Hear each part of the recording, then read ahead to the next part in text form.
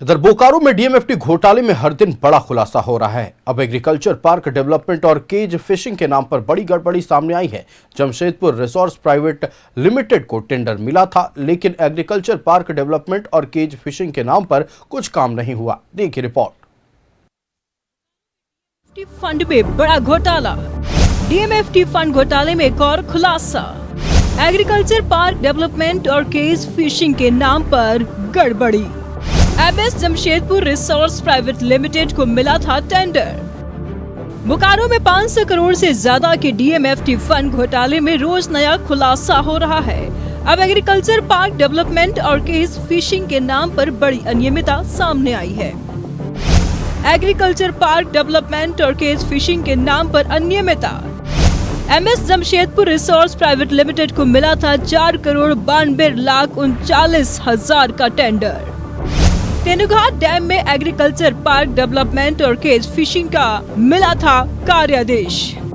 MS Jamshedpur resource private limited ने 20 लाख का भी काम नहीं किया।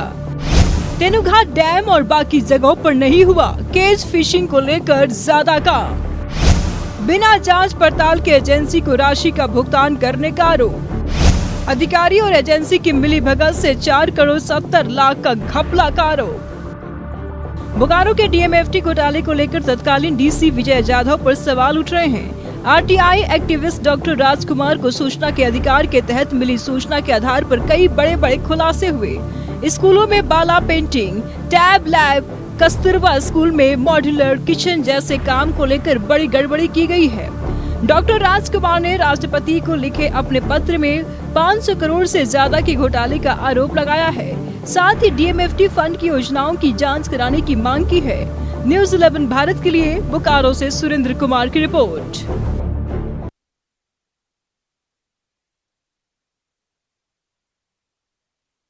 हुआ है इरिगेशन, एग्रीकल्चर और मछली पालन को लेकर इस बार घोटाले की बू सामने आ रही है।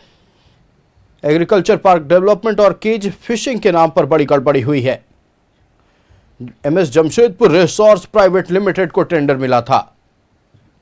एग्रीकल्चर पार्क डेवलपमेंट और केज फिशिंग के नाम पर अनियमितता हुई। संवाददाता सुरेंद्र हमारे साथ फोन लाइन पर जुड़ चुके हैं। सुरेंद्र, डीएमएफटी फंड घोटाला मामले में रोज नए नए खुलासे हो रहे हैं।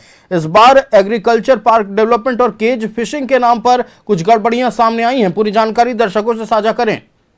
देखिए, जिस तरह से हम कह सकते हैं कि एग्रीकल्चर पार्क डेवलपमेंट और केज फिशिंग के नाम पर लगभग 500 करोड़ रुपए का घोटालों का आरोप लगाया गया है, और जिस तरह से केज फिशिंग और एग्रीकल्चर डेवलपमेंट करने की बात कही जा रही है, लेकिन वहां पर ऐसा कुछ भी नहीं हुआ है।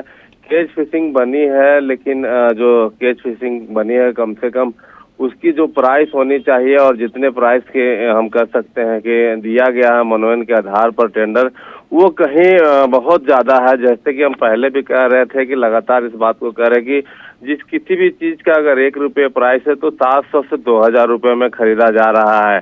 तो ऐसा ही मामला है जो केस फिशिंग का भी है, उसी में भी बातें सामने आ रही है। MS Jamshedpur resource private limited जो कंपनी है, इसी को काम दिया गया था, लेकिन जितनी लागत का काम दिया गया है, हम कह सकते हैं कि इस काम में 50 लाख रुपए भी काफी ज्यादा है। जैसा कि मांगा गया था, जो आवेदन दिया गया है राष्ट्रपति को डॉक्टर राजकुमार के द्वारा, उसमें साफ तौर से लिखा गया है। उसके बावजूद भी जिस तरह से वहां पर जो हम कह सकते हैं मछुआरे हैं, वो भी संतुष्ट नहीं है, क्योंकि जिस तरह से एग्रीकल्चर डेवलपमेंट एवं केज फिशिंग बनानी थी और एग्रीकल्चर डेवलपमेंट करनी थी, वो भी डेवलपमेंट नहीं हुआ है। और साथ ही यह भी कहा कि कुछ केज तो पहले से फिशिंग के जो थे पहले से ही बने हुए थे।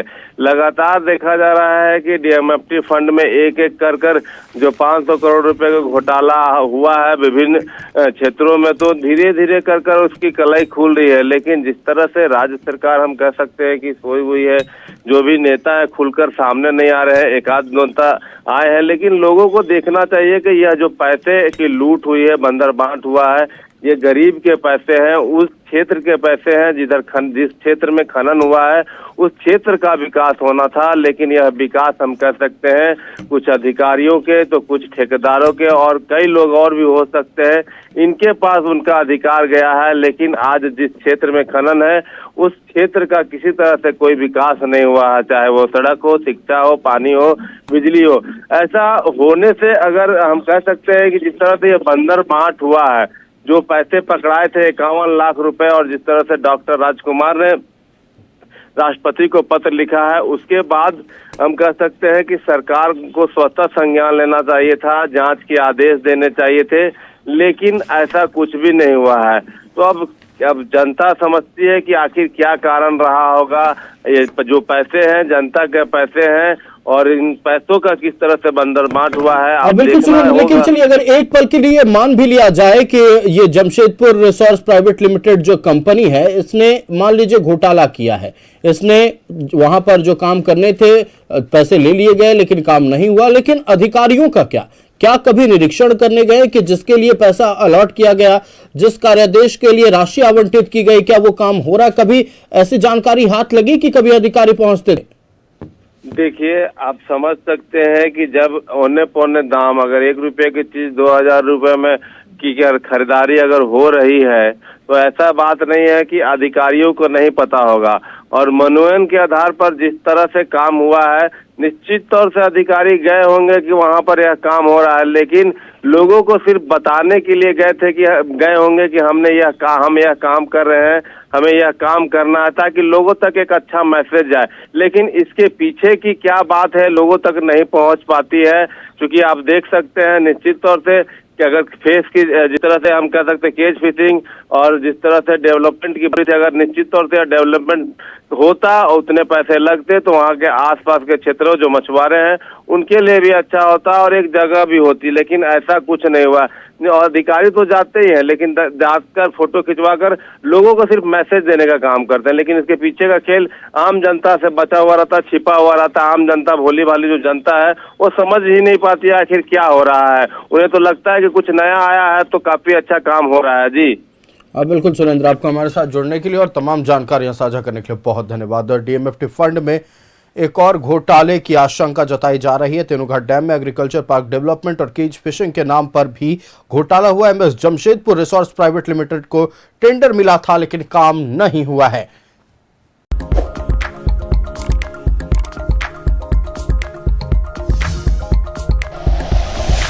Like and share videos, subscribe करें हमारा चैनल और प्रेस करें बेल आइकॉन। न्यूज़ 11 भारत, सच है तो दिखेगा।